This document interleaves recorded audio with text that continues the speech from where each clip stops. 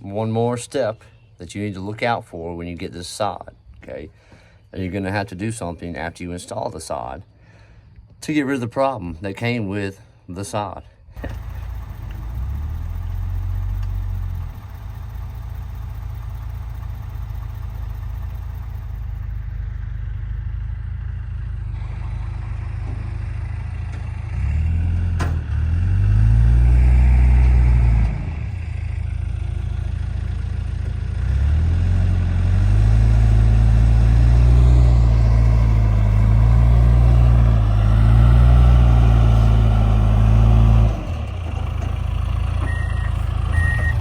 Welcome back, all you amazing, hard-working warriors.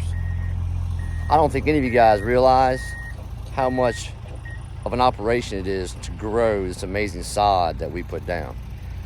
Hundreds and hundreds of thousands of dollars worth of equipment is out here, and a whole lot of guys that know exactly what they're doing.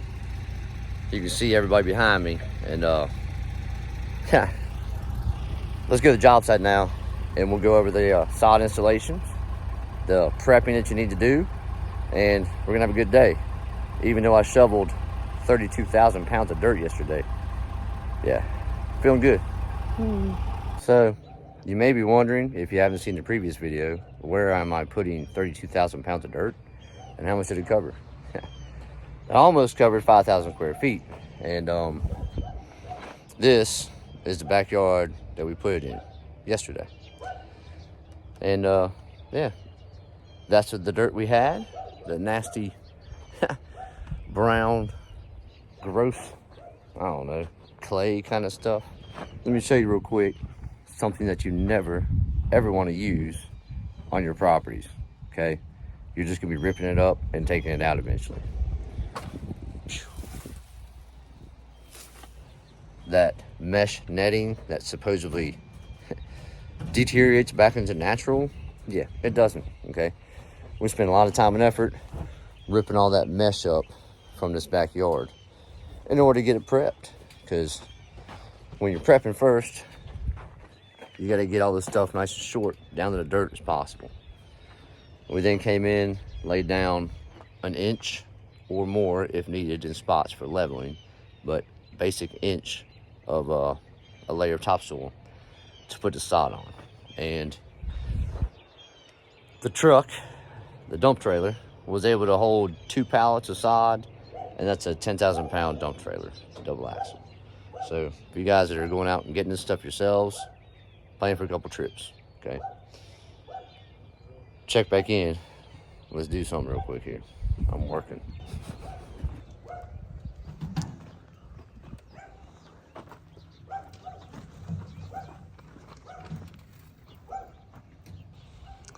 We'll go over a few things here at the end of this video, or maybe in a separate video, about cutting these off and getting all the pieces in there.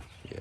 So one of the most important steps of this process, starter fertilizer, to get those roots stimulated for growth, to get into the soil that you just put down.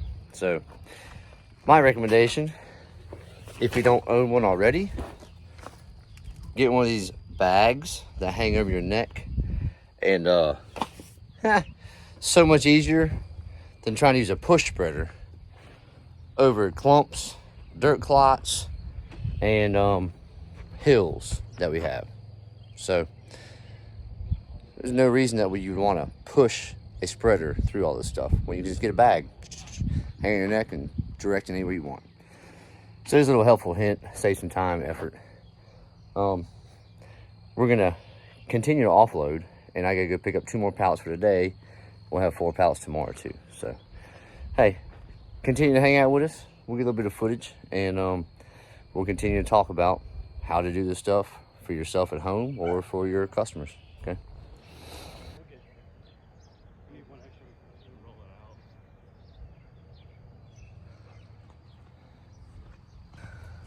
One more step that you need to look out for when you get this sod, okay? And you're gonna have to do something after you install the sod to get rid of the problem that came with the sod. Take a look, show you what I'm talking about.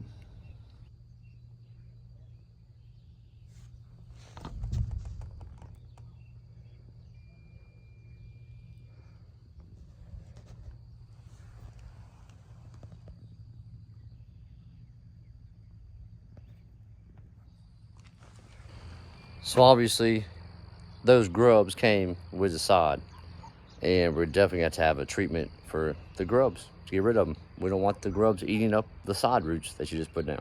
Okay. It's always something, right? So when you have slopes and you're applying sod, you're definitely going to have to go invest in sod staples. Okay. Sod staples, whatever end is on the upside of the down slope, hit. If it's long ways, hit 1 inch corner. If it's horizontal, you hit 3 at the top. That's suffice to hold everything in place until it grows in. Okay.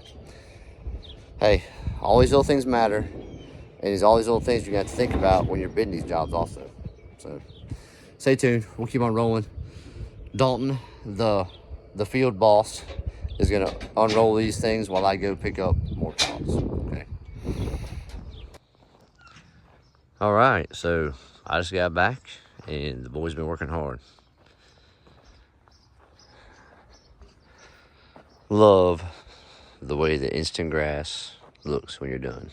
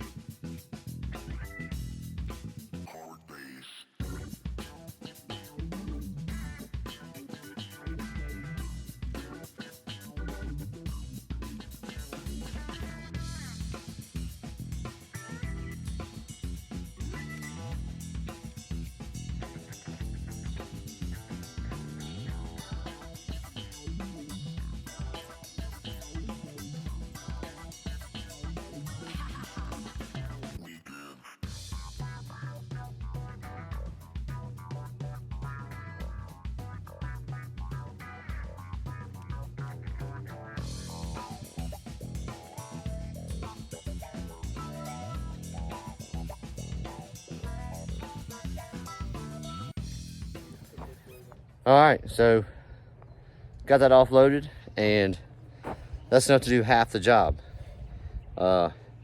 We get the pallets, 600 square feet per pallet, and this project is right underneath 5,000 square feet. So we'll go get more sod tomorrow. Right now, I'm gonna go grab 4 more tons of topsoil to finish all this area, and the boys gonna take a lunch, and we'll get back here and we'll start making it beautiful once again.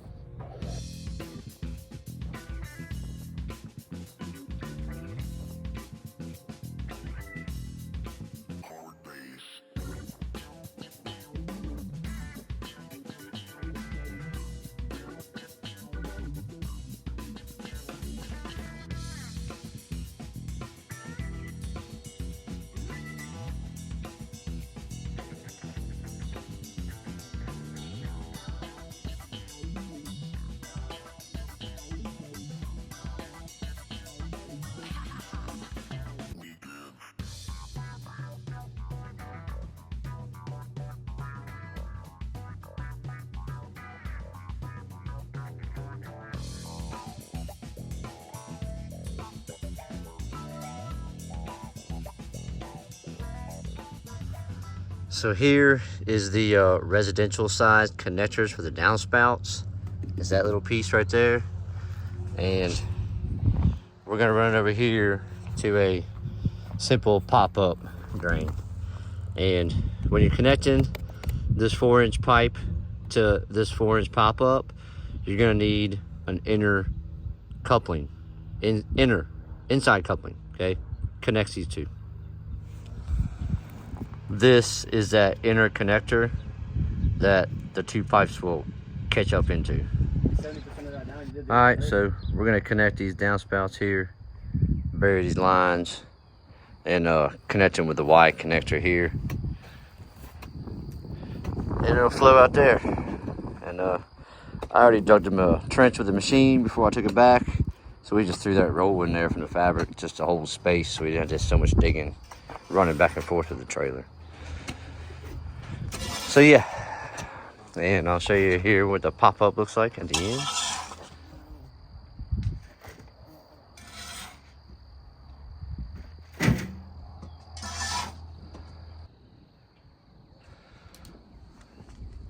So we got the connections done. Everything's buried. Nice, level. And ready for the next couple pallets of sod. So, that's what we got so far.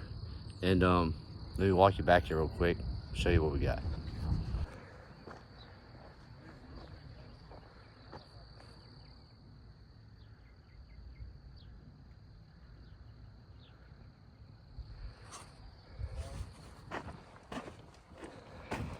So we don't have a whole lot left. We got 4 more pallets we're picking up tomorrow, but the yard turned out pretty good.